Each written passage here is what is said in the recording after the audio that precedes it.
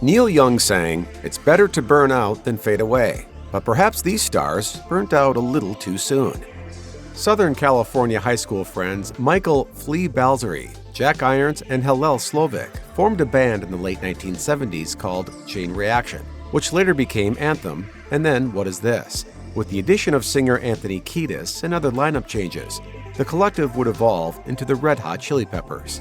Slovak helped author the Red Hot Chili Peppers' unique sound, a loud and melodic blend of funk and punk. During a brief hiatus, Slovak co-wrote songs for the group's self-titled 1984 debut, but would rejoin and dominate the sound of the next albums, 1985's Freaky Styley and 1987's The Uplift Mofo Party Plan.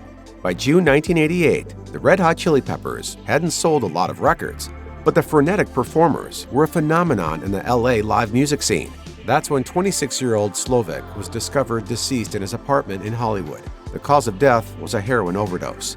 The Chili Peppers' 1989 album, Mother's Milk, would be the group's first to appear in the upper rungs of Billboard's album chart, and it would go on to be the first of 8 consecutive platinum LPs. Slovak's guitar work and vocals can be heard on one Mother's Milk track, a cover of Jimi Hendrix's Fire.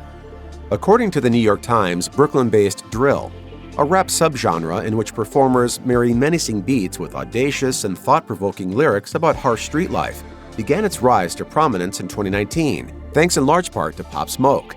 Born Bashar Jackson, Pop Smoke's first release, Meet the Woo Volume 1 mixtape, secured critical and industry attention, and within months, he was working with the likes of Travis Scott and Nicki Minaj.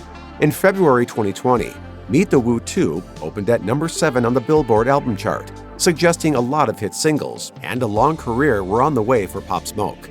Days later, in the early morning of February 19, 2020, 2 masked men entered the Hollywood Hills home where Pop Smoke was staying, shot him, and ran off. The rapper was transported to Cedars-Sinai Medical Center, where doctors pronounced him dead at 20 years old.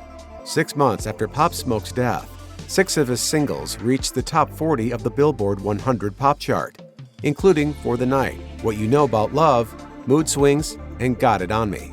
In 2021, his song Dior competed for a posthumous Grammy Award in the category of Best Rap Performance.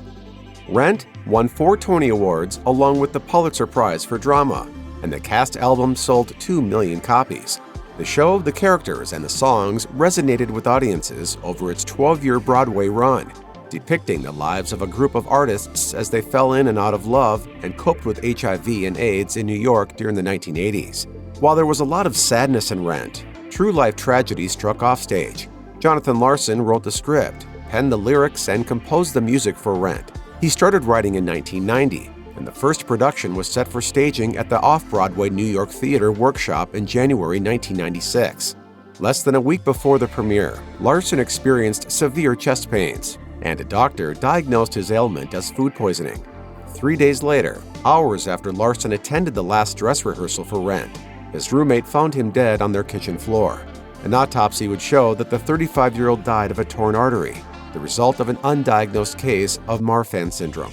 In April 1996, Rent would move to Broadway and begin its long, acclaimed run. We dedicate this opening night and every performance to our friend Jonathan Larson. The Seattle-based grunge scene of the 1990s produced bands like Nirvana, Alice in Chains, Pearl Jam, and Soundgarden. That sound defined 90s rock, and one of the first major grunge releases was the 1991 self-titled album by Temple of the Dog, a one-off supergroup made up of members of Soundgarden and Pearl Jam. Their first LP, which was released a few months later, was a tribute to the late Mother Love Bone singer Andrew Wood. The album sold well and generated the hit single Hunger Strike. Temple of the Dog's membership included Soundgarden singer Chris Cornell, who was Wood's roommate and close friend, as well as Jeff Ament and Stone Gossard, who were both members of Mother Love Bone and Pearl Jam.